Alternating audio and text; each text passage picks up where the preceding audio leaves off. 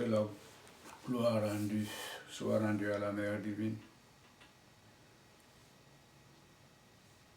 Mahakali Devi, c'est qui est la manifestation de toutes choses. La dernière vidéo que nous avions postée, nous disions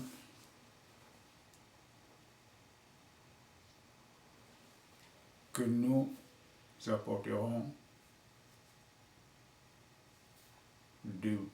beaucoup plus de lumière sur cette dernière vidéo que nous allons poster maintenant, qui complétera, ou autrement dit, qui devra compléter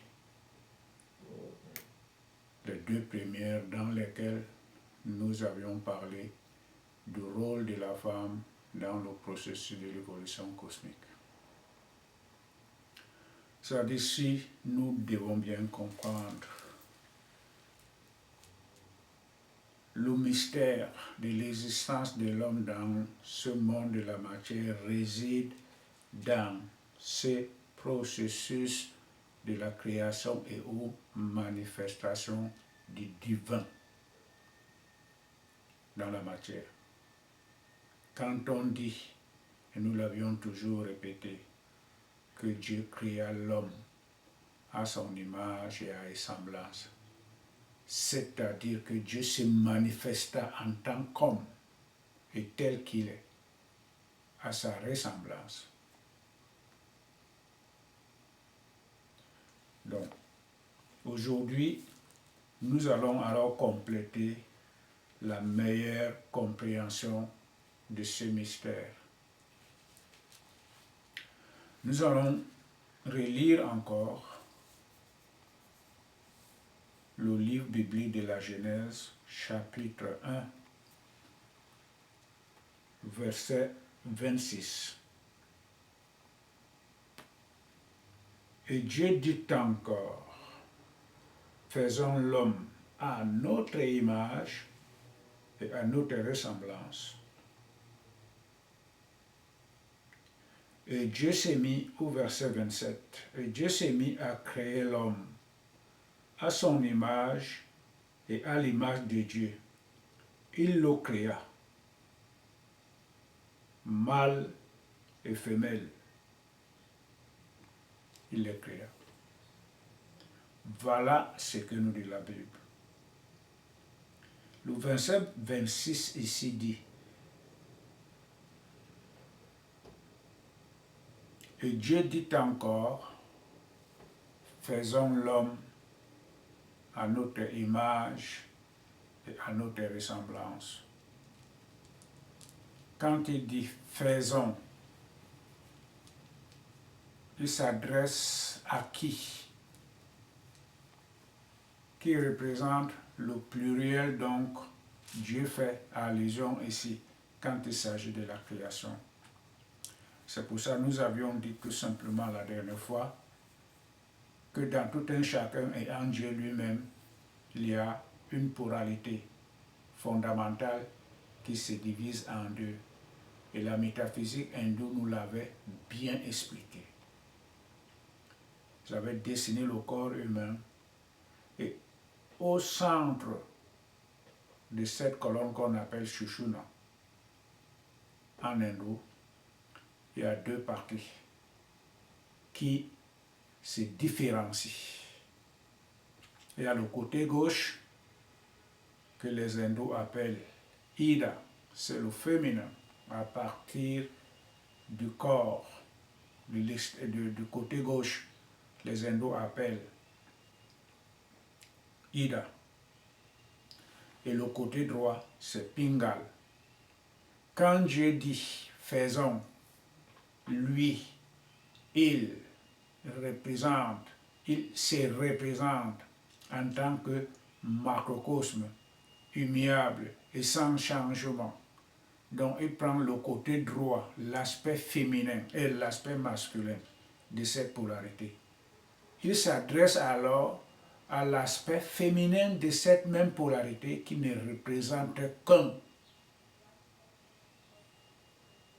Le bras gauche et le bras droit tous les deux se retrouvent dans le même corps. Ce corps n'est pas distinct. Donc, le côté droit qu'on appelle Pingal et le côté gauche qu'on appelle Inda ne se retrouvent que dans une seule même âme divine, une et indivisible et éternellement la même. Donc quand il parle alors, faisons l'homme à notre ressemblance, il s'adresse plutôt à l'aspect féminin de cette polarité. Alors, puisque lui représente l'aspect masculin, l'immuable, non-changement,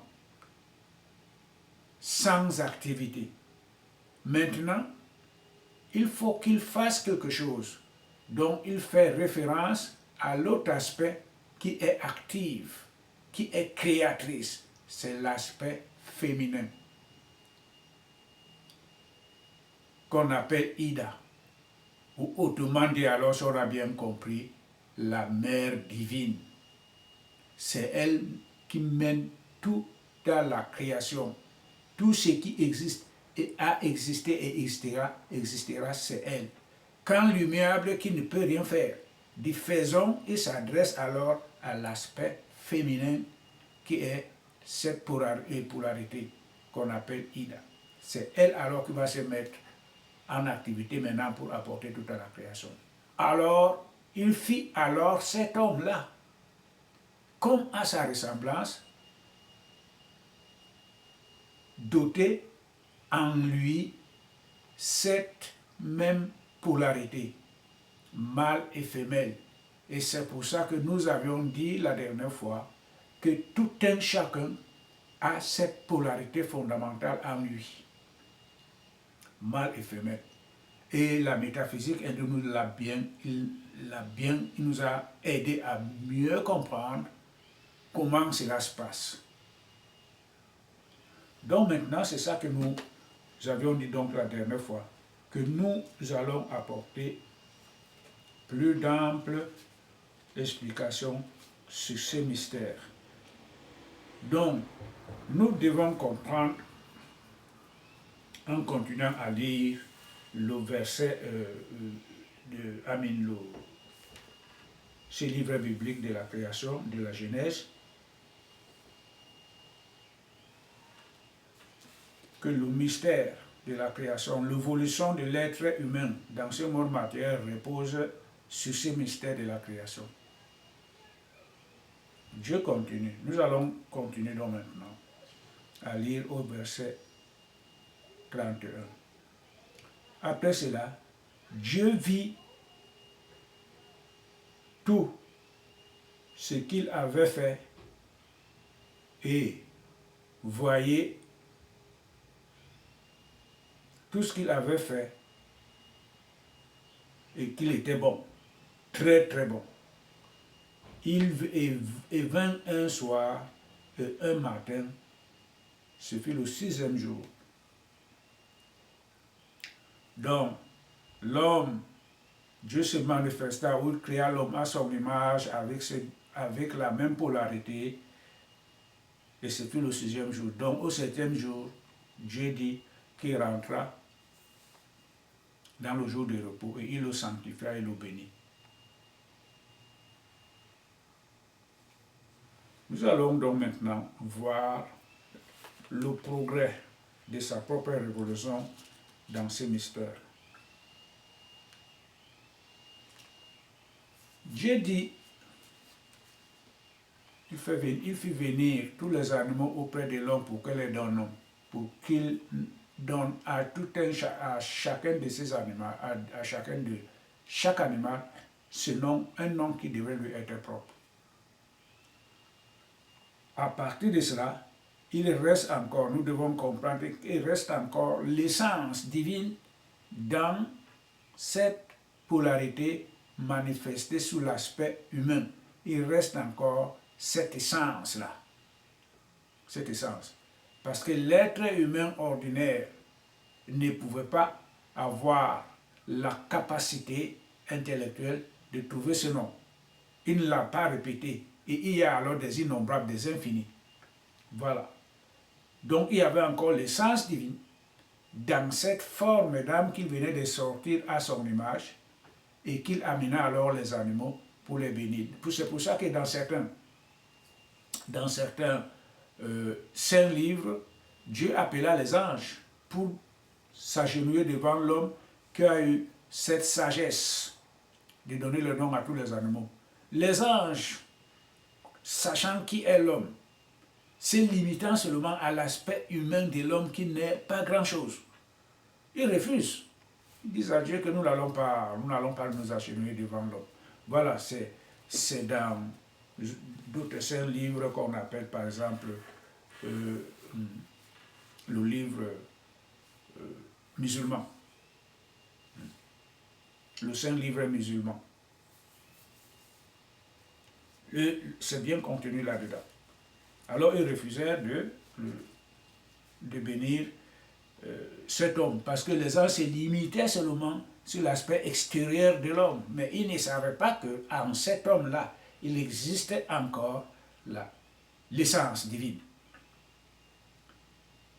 Donc, maintenant, Dieu se retira progressivement de cette forme d'âme qu'il avait faite à son image et à ressemblance.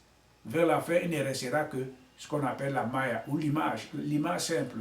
À partir du moment où l'essence va complètement se retirer, alors il ne restera que l'image.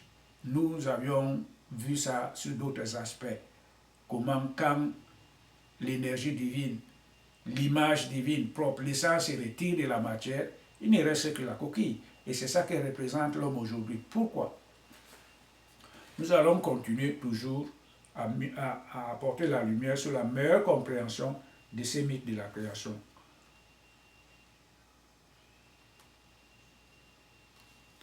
Au verset 2, il continue toujours à expliquer. Jéhovah Dieu forma, au chapitre 2, verset 7. Et Jéhovah Dieu forma alors l'homme avec de la poussière tirée du sol, et il souffla dans ses narines le souffle de vie, et l'homme devint une âme vivante. Ok, on continue. En outre, Jéhovah Dieu planta un jardin en Éden, vers l'est. Et il y mit l'homme qu'il avait formé. Ainsi Jéhovah Dieu fit pousser du sol tout arbre désirable à voir et bon à manger, et aussi l'arbre de vie au milieu du jardin, et l'arbre de la connaissance du bon et du mauvais. Voilà comment on nous explique maintenant au premier verset, au premier chapitre. Dieu se manifesta, où il créa l'homme à son image, à sa ressemblance, doté de la même polarité fondamentale en deux parties. Binaire, l'homme est binaire. Le côté gauche, l'homme et la femme, le côté droit et le côté gauche.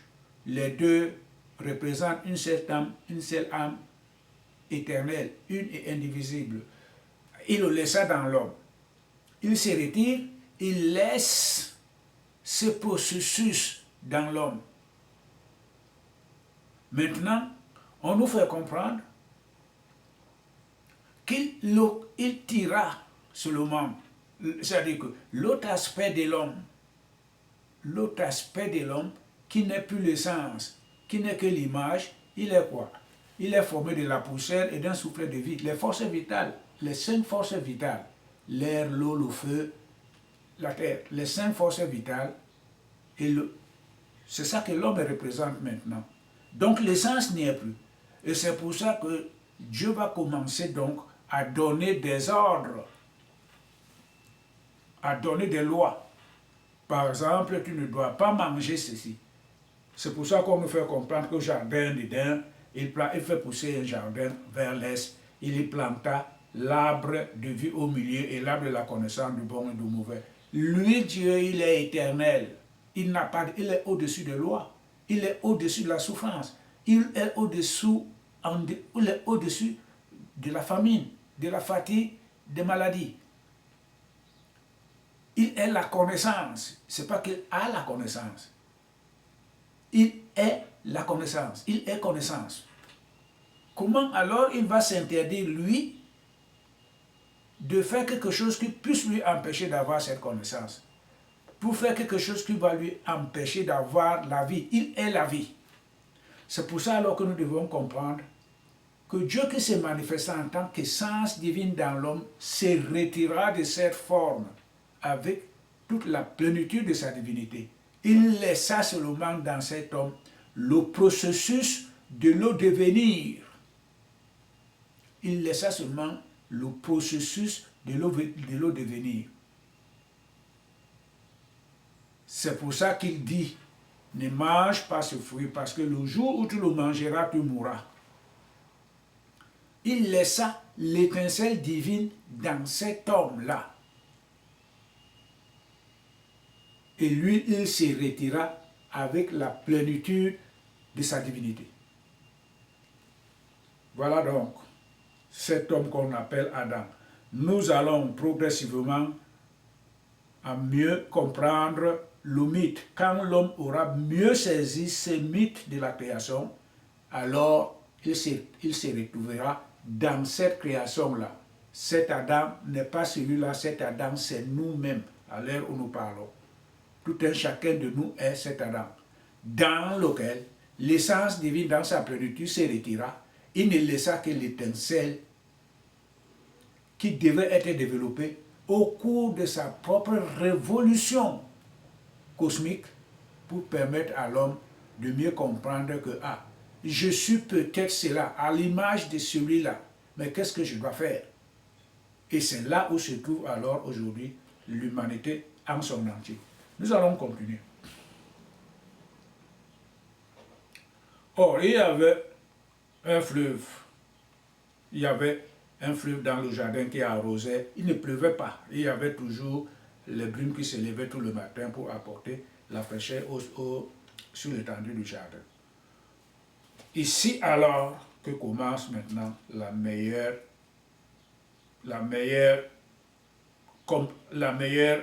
compréhension. C'est par ici que nous devons commencer. Dans Genèse chapitre 2, verset 16. Et Jéhovah Dieu dit, et Jéhovah Dieu imposa aussi cet ordre à l'homme. De tout arbre du jardin, tu peux manger à ta satiété. Mais quant à l'arbre de la connaissance du bon et du mauvais, tu ne dois pas en manger, car le jour où tu mangeras, tu mourras à coup sûr. Voilà, c'est ce que nous devons dire au verset précédemment. Dieu est au-dessus des lois, il est tout. Comment il peut s'interdire quelque chose pour qu'il meure? S'il ne le fait pas, il mourra. Dieu est éternel. Et il dit donc maintenant, il commence donc maintenant à nous montrer que ce que j'ai fait à ma ressemblance, j'étais dans la plénitude. Mon essence était pleine dans cette image. Maintenant, je me retire de cette image et je donne les lois à cette image qui reste. Pour qu'enfin, avec la révolution du temps, il pourra commencer à poser les fondements d'une certaine meilleure compréhension de lui-même, afin qu'il ait la vie éternelle comme moi je suis éternel à son image, pour qu'il lui aussi commence à faire tout de lui-même. Mais pour le moment, c'est moi qui fais tout au-dedans de lui. À partir du moment où je me retire, je pose alors les fondements réels de son évolution spirituelle. Tu ne dois pas faire ça parce que le jour où tu feras ça, tu mourras. Alors maintenant, il dit ici. Et Jéhovah Dieu dit encore, il n'est pas bon que l'homme reste seul. Je vais lui faire une aide qui lui correspondra. qui puisse lui correspondre. Or, Jéhovah Dieu forma du sol toutes les... et Jéhovah Dieu formait du sol toute bête sauvage des champs et toute créature vivante des cieux. Et au verset 21, et Jéhovah Dieu fut tombé un profond sommeil sur l'homme, et pendant que celui-ci dormait, il prit une de ses côtes et forma la chair à sa place. Regardons alors ce qu'il a dit ici. Nous avions dit au commencement, Dieu créa l'homme. Il le créa mâle et femelle. L'homme qui vivait dans ces jardins était l'essence. La plénitude de la divinité était encore dans cette forme. Maintenant, il se retire. Au moment où il se retire, l'homme ne reste, comme on peut dire, une coquille vide. Il ne peut rien faire. Et c'est pour ça que Dieu dit, il est bon que nous donnions de l'aide à l'homme, qui lui sera semblable. Cette aide, c'est qui? C'est cette partie de la polarité qui existait dans l'homme depuis sa manifestation. Quand bien même l'essence, à la plénitude, l'essence se retire, le processus de cette fondamentale, elle est là. De cette polarité, elle est là dans l'homme. Et comme il ne reste qu'aucun vide, il ne peut pas le savoir. Il ne pourra jamais savoir comment l'expérimenter. Nous avions dit que les deux pôles de la polarité, mâle et femelle, l'aspect créatrice et l'aspect immuable non créatrice, ils sont toujours ensemble, c'est la même personne. Et cette même personne existait dans l'homme qui restait comme coquille vide après le retrait de l'essence qui a créé toute chose qui est divine.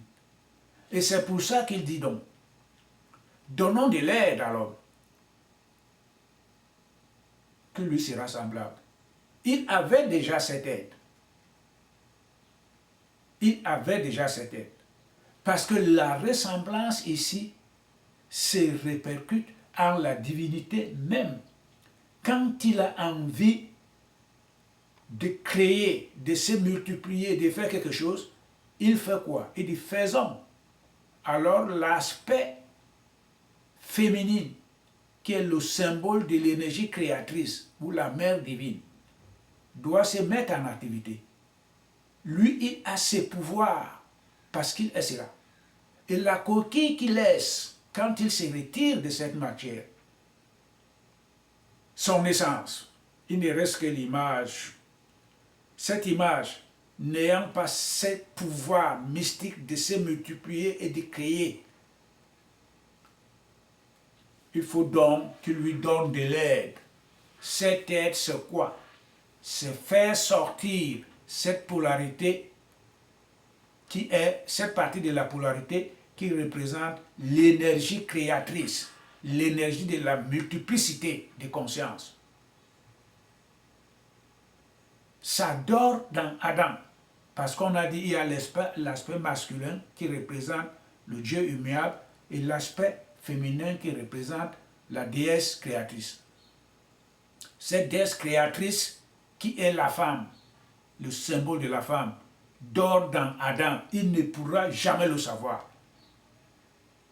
Et s'il le savait et qu'il avait ce pouvoir de se reproduire, qu'il avait le pouvoir de la manifestation créatrice en lui, Dieu n'aurait pas dit donnons-lui de l'aide, parce qu'il n'avait pas cela. Alors maintenant, à partir de cette aide que Dieu va lui donner, il va donc découvrir la polarité créatrice, l'aspect de la polarité créatrice qui est la femme. Il va le découvrir. C'est à partir de ce moment-là que cette aide qui se manifeste en la femme, que Adam deviendra alors sensible de réaliser quelque chose, parce qu'en dehors de ça, il ne réalise rien du tout. Il ne réalise rien.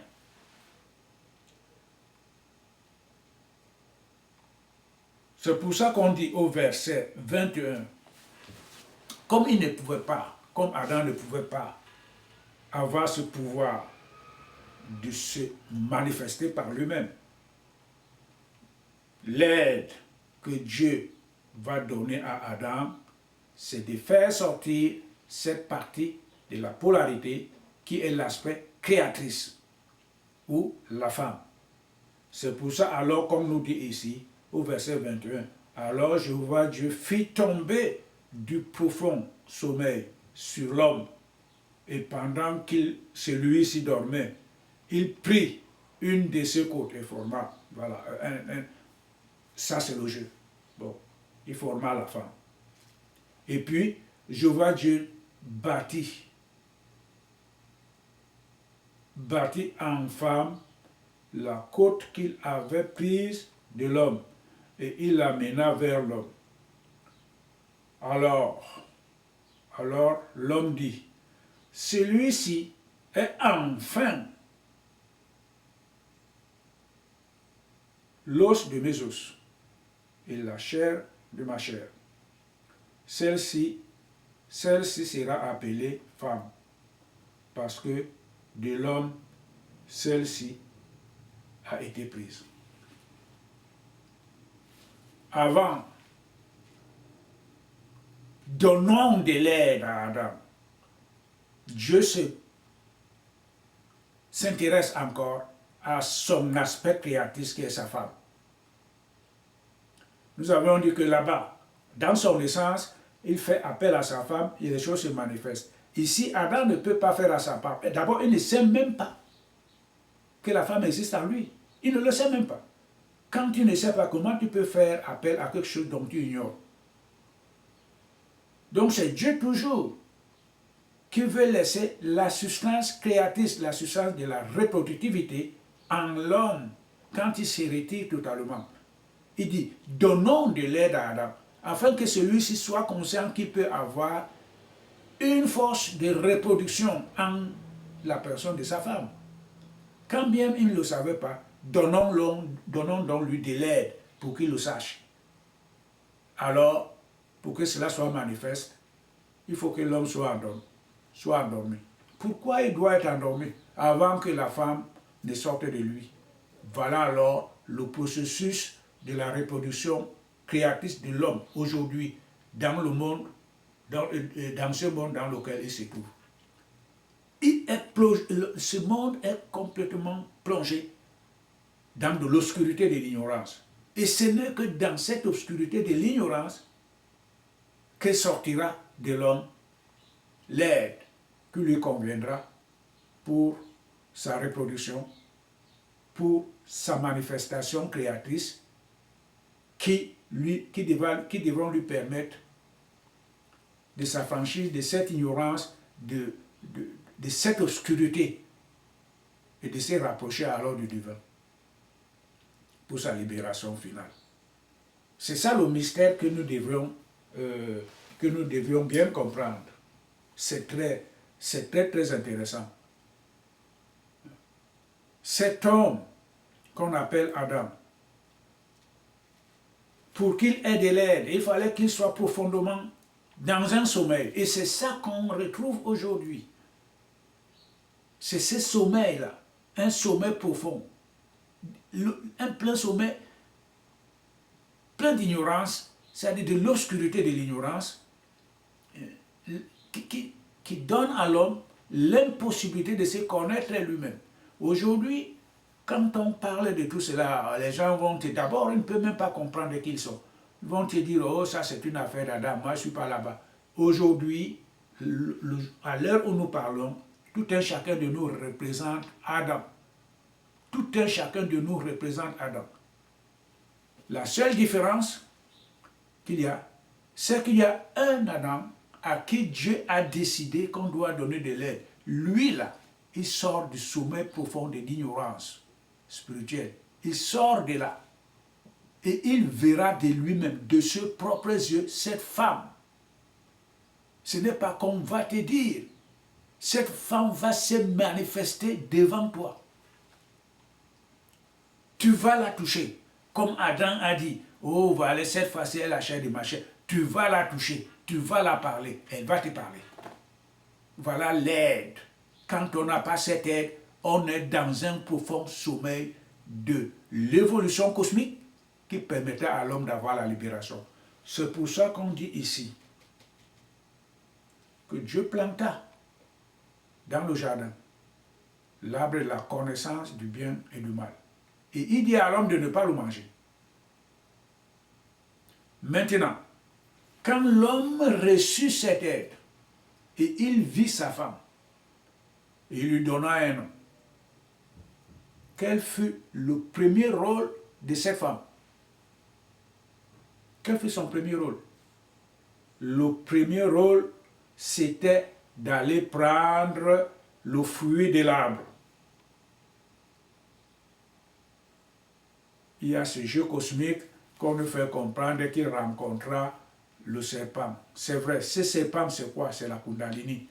C'est la même chose. C'est l'autre aspect de la mère créatrice. Parce qu'il n'y a rien qui existait sans elle. C'est elle qui est la manifestation de toutes choses. Quand le serpent lui dit, mais est-ce que Dieu vous a réellement dit de ne pas manger ça? La femme dit oui, il nous a dit si on ne mange pas ça. Voilà le jeu. Si on mange, on mourra. Donc nous ne devons pas manger. Alors qu'est-ce qui se passe? La femme lui dit non. Dieu sait que si vous mangez, vous ne mourrez pas. Mais vous deviendrez des dieux, connaissant le bien et le mal. Voilà. Comment Dieu qui crée l'homme à son image et à sa ressemblance peut se contredire en disant que non, moi je vais mettre les barrières pour que l'homme doit mourir.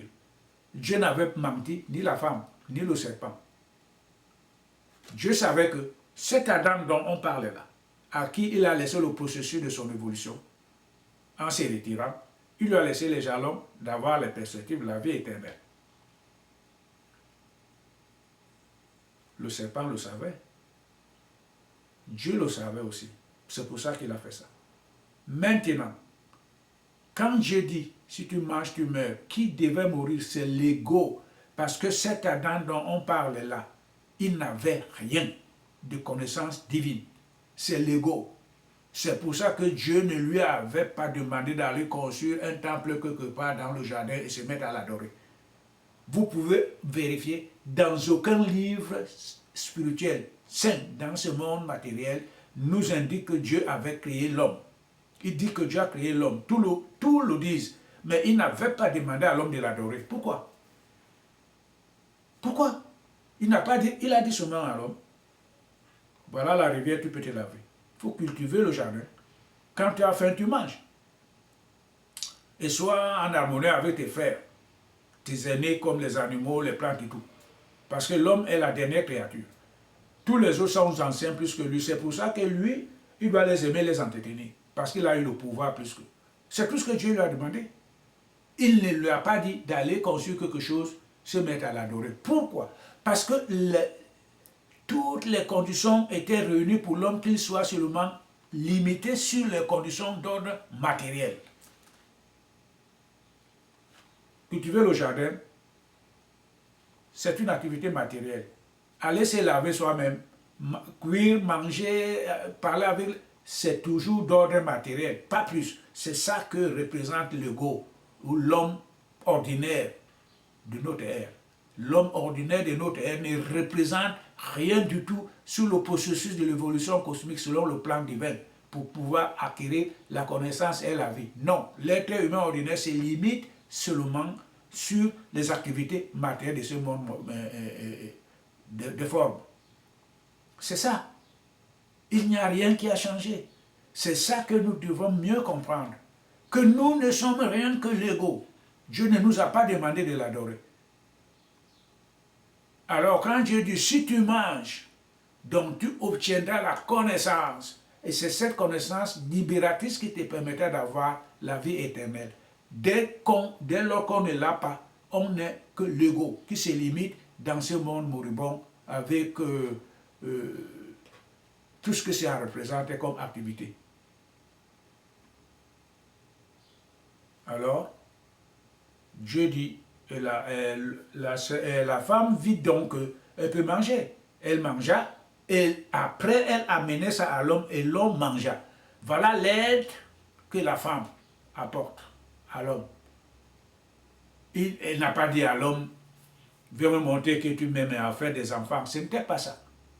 La première des choses que la femme, ou la polarité, l'aspect de la polarité sur le plan de la créativité qui est la femme, qui est la force de la création, c'est qu'elle a donné à cette forme de l'ego la possibilité d'avoir la connaissance et de vivre éternellement. Sans la femme, Adam pouvait toujours être dans le jardin jusqu'à des temps indéfinis, jusqu'à ce que le monde termine. Il ne pouvait pas avoir la capacité de se connaître lui-même et de se projeter vers le futur. L'ego ne représente rien, l'ego ne représente que l'aspect qui est là, immuable, sans changement. Mais il fallait qu'en lui vienne une force de création, une force de reproduction qui est la femme. Et c'est pour ça que cette force est dans Adam. Étant dans Adam sans le savoir, il fallait qu'il soit plongé dans un profond sommeil pour que Dieu amène cette forme à l'extérieur. Aujourd'hui, comment elle se manifeste cette force? Cette femme, quand un dévot la voit, à partir de ce moment-là, le dévot est lié à la conscience cosmique universelle. Comme dit Jésus, il est né de nouveau. Cette femme l'amène donc maintenant la connaissance. Cette connaissance est l'éveil de la conscience infinie.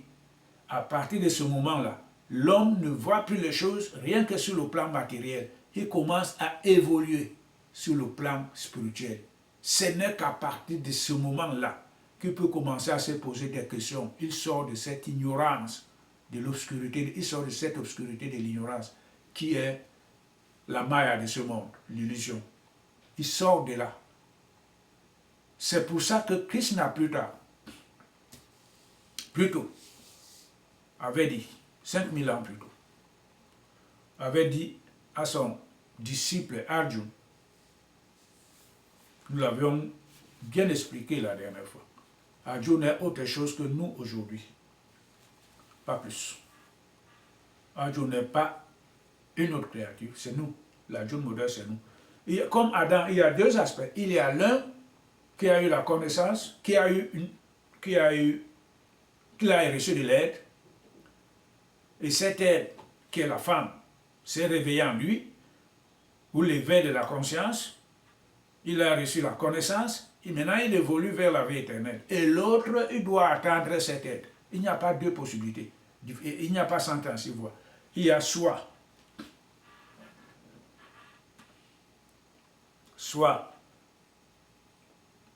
on a reçu de l'aide, comme il dit, donnons de l'aide à Adam. Parce qu'il ne pouvait pas en avoir sans la décision divine de le lui accorder. Donnons de l'aide à Adam. Adam est dans le profond sommeil et puis il reçoit l'aide. On sort la femme qui est cette aide. Aujourd'hui, tout être humain dans ce monde moribond est dans un profond sommeil de l'ignorance spirituelle. Il faut qu'il ait cette aide.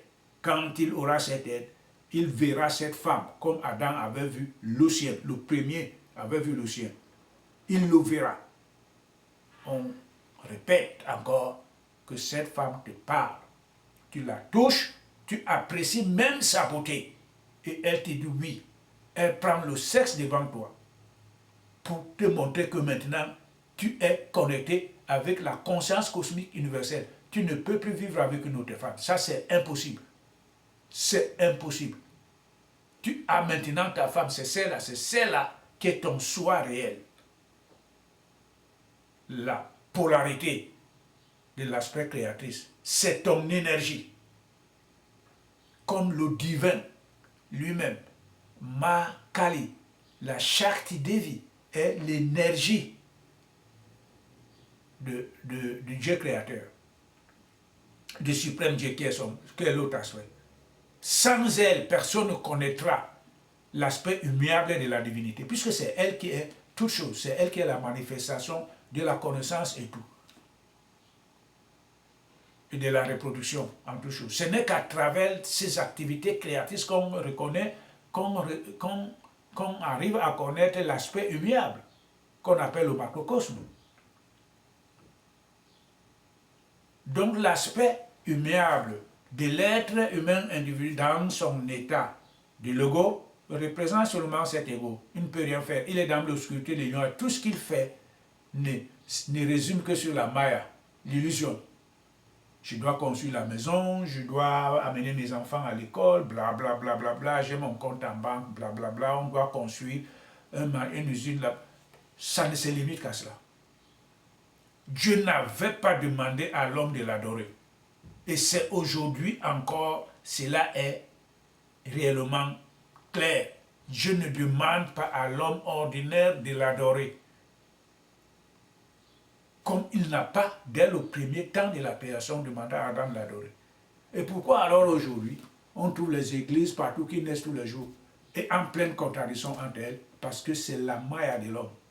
Aussi longtemps qu'on n'a pas vu sa femme, on est loin de la divinité. On est loin. Tout ce qu'on fait là, ça se limite en soi. C'est tout. Parce que sans la femme, sans l'éveil de la conscience, on ne peut rien faire qui puisse plaire à Dieu. C'est ce que nous devons comprendre. Puisque ne lui a pas demandé, il n'a pas demandé à Adam de l'adorer. On peut aller vérifier dans n'importe quel saint livre de ce monde matériel qui parle après le jour de la création, et puis va construire l'adorement.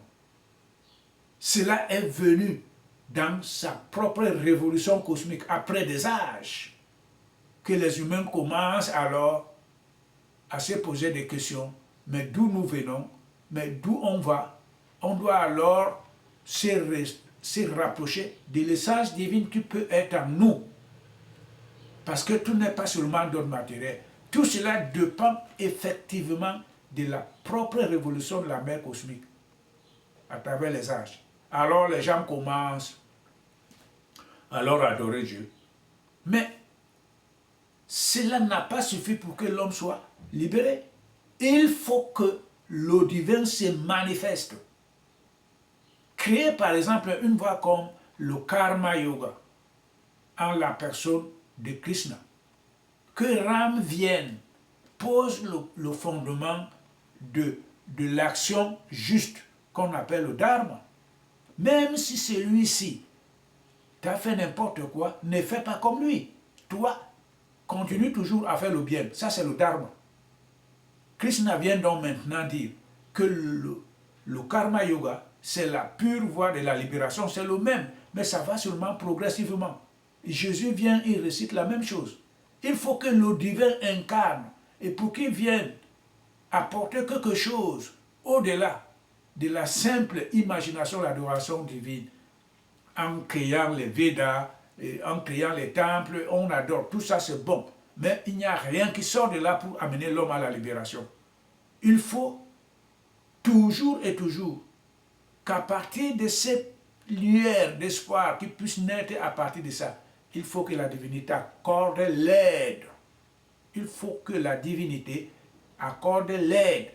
Quand il dit donnons de l'aide à Ram pour qu'il fasse ceci, à partir de ce moment-là, Ram voit sa femme. Ce n'est pas que tu rêves, tu la vois et tu es heureux. Tellement si belle, on ne peut même pas imaginer. Il n'y a pas de qualificatif à la donner. C'est elle alors ton aide. Et ça, c'est elle qui est ton soi réel. C'est elle qui t'amène à la libération. À partir du moment où on l'a vu, on ne se perd plus. Ça a été réellement bien expliqué. À partir du moment où on l'a vu, on ne se perd plus. Parce qu'on a réalisé un mariage cosmique avec l'infini. C'est fabuleux, c'est fabuleux. Tout ce qui se passe maintenant, c'est elle. Et vers la fin, elle t'amène par une grande purification. Et dans cette purification, tu commences à refléter réellement l'image divine en soi. Tu commences à te voir. Tu commences à voir toi-même dans ton vrai aspect cosmique. Voilà. Ça veut dire que l'être spirituel que tu es réellement, l'esprit que tu es réellement, tu vois maintenant cette forme qui enveloppe encore le petit aspect de l'ego qui reste en soi, qu'on appelle je. Non. Celui-là commence à s'amoindrir au fur et à mesure du temps. Il commence à s'amoindrir. L'aspect divin spirituel commence à complètement l'envelopper jusqu'à ce qu'il ne restera plus même une petite trace de lui. Alors on devient alors esprit. C'est comme ça que ça se passe. On devient totalement esprit. Mais on va progressivement. Progressivement. C'est fabuleux. Puisque à partir du moment où cette femme, vous l'avez vue, elle sait combien de temps ça lui prendra pour la totalité de la purification de cette forme, afin qu'il soit complètement enveloppé de la forme divine qui est esprit. Chaque jour, il y a des traces qui s'en vont. Quand vous fermez les yeux, vous voyez comment il est déjà tout petit, à l'intérieur. Voilà. Donc ça ne vient pas d'un coup, comme ça. Et l'ego par lui-même ne peut pas amener ces transformations. Non. Il faut qu'il y ait de l'aide. Alors ce que doit faire chaque être humain qui peut comprendre réellement le mystère de la création dans lequel mystère il se trouve. Ça ne regarde pas cet Adam-là. C'est celui qui est là aujourd'hui. S'il y a 8 milliards d'habitants, il y a 8 milliards d'Adam. Et pour Dieu, ce n'est pas ça. Il y a toujours cet Adam, qui a été créé à son image. Et l'essence étant retirée, il a laissé la coquille vide qu'on appelle l'ego. Cet ego ne pouvant pas se projeter par lui-même pour ses propres transformations ou bien de sa reproduction, il fallait l'aide. Donnons-lui de l'aide. Que doit faire alors l'homme aujourd'hui qui commence à se poser des questions pour sa révolution? La seule chose qu'il peut faire, au lieu d'aller prendre de l'argent, mettre dans les églises, faire de n'importe quoi, qu'on s'assoit tranquillement. Dieu le Créateur. Ce n'est pas la connaissance. Permets-moi d'avoir la connaissance qui pourra venir par ton aide. Aide-moi à avoir la connaissance. Quand Dieu l'acceptera, tu verras ta femme.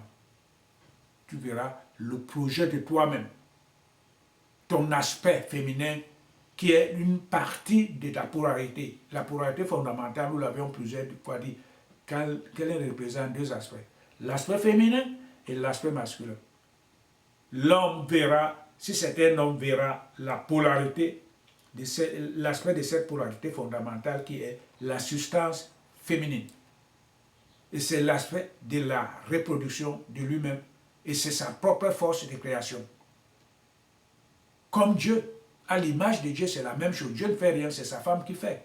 Et en soi, c'est la femme qui fera. On la verra dans la plénitude de sa beauté. Elle donnera la connaissance, comme on a donné l'image d'Adam, le premier, à qui on a donné le fruit de l'arbre. Cet fruit de l'arbre est le symbole de la connaissance spirituelle libératrice. La femme la donnera. Et tant que cette aide n'est pas venue, on peut attendre.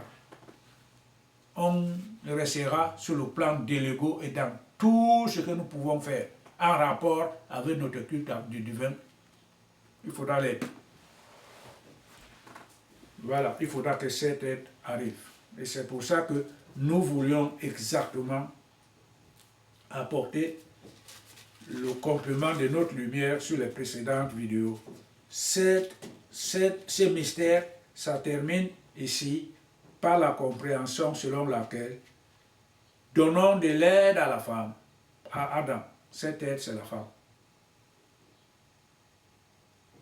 Mais pour que Adam ait cette aide, où il se trouve? Il se trouve dans un profond sommeil, le sommeil de l'ignorance. Aujourd'hui, où on en est, c'est la même chose. Donc les choses n'ont pas changé. Il faut seulement qu'on essaie de parvenir à la meilleure compréhension de ces mystères pour mieux se centrer dans notre recherche et dans notre lutte de la réalisation divine. Que la mère divine bénisse tout un chacun et qu'elle accorde toujours son intrépidité pour pouvoir résister et parvenir à aller de l'avant jusqu'à la complète réalisation du soi et du divin. Merci, la Mère. Que tout soit béni par toi.